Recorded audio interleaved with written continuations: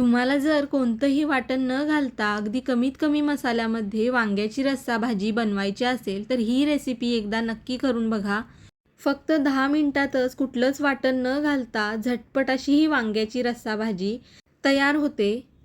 तर वांग्याची रस्सा भाजी करण्यासाठी कढईमध्ये एक मोठा चमचा तेल घेतलेला आहे. तेल गरम झाल्यानंतर यामध्ये मोहरी घालू, जिरं घालू. जिरं मोहरी चांगली तडतडल्यानंतर एक मीडियम आकाराचा कांदा घालू बारीक चिरलेला. कांदा चांगला सोनेरी रंगावरती परतून घेऊ. जास्त लालसर असा करायचा नाही, थोडा सोनेरी रंगावरती मऊसर असा परतून घ्यायचा. कांदा मी चांगला परतून घेतलेला आहे. आता यामध्ये थोडीशी हळद घालू, चवीनुसार मीठ घालू. त्याचबरोबर 3 मीडियम आकाराची वांगी उभी चिरलेली घालू आणि ही वांगी आता हळद मिठामध्ये 1 मिनिटभर चांगली परतून घेऊ. सुरुवातीला वांगी चांगली तेलामध्ये परतून घ्यायची, म्हणजे वांग्याची भाजी किंवा रस्सा भाजी झटपट अशी तयार होते आणि मस्त चवीला पण लागते. तर वांगी मी थोडी परतून घेतलेली आहेत हळद मिठामध्ये. आता यामध्ये 2 चमचे मी घरगुती कांदा लसूण मसाला घातलेला आहे. तुमच्याकडे नसेल तर जे लाल तिखट तुम्ही जेवणामध्ये घरी वापरता ते तुम्ही वापरू शकता. त्याचबरोबर अर्धा चमचा गरम मसाला घातलेला आहे. लाल तिखट आता वांग्यांसोबत चांगलं परतून घेऊ.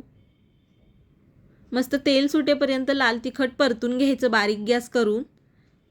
लाल तिखट चांगलं परतून घेतल्यानंतर आता यामध्ये पाणी घालू. जेवढी रस्सा भाजी तुम्हाला घट्ट पातळ हवी आहे त्यानुसार पाण्याचं प्रमाण कमी जास्त करायचं आहे. वांगी पटकन शिजतात त्यामुळे मी जास्त पाणी घातलेलं नाही.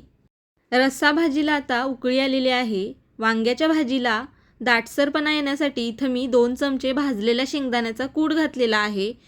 भाजलेल्या शेंगदाण्याचा कूट घातल्यामुळे भाजीला मस्त अशी चव येते आणि वाटण घालायची गरजसुद्धा भासत नाही. झटपट भाजीही तयार होते. चांगलं मिक्स करून घेतल्यानंतर बारीक गॅस करून यावरती झाकण ठेवू आणि वांगी चांगली मऊ अशी शिजवून घेऊ. तर थोड्या वेळानंतर मस्त झटपट अशी बघू शकताय झणझणीत वांग्याची रस्सा भाजी तयार झालेली आहे. बारीक चिरलेली कोथिंबीर घालू आणि मिक्स करून घेऊ. कोणतंही वाटण न घालता मस्त घट्टसर अशी वांग्याची रस्सा भाजी तयार झालेली आहे आणि ही वांग्याची रस्सा भाजी अगदी 10 मिनिटातच तयार होते. गरम गरम भाकरी भातासोबत खायला तर एक नंबर अशी लागते. तुम्हाला जर ही रेसिपी आवडली असेल तर नक्की एकदा या पद्धतीने करून बघा.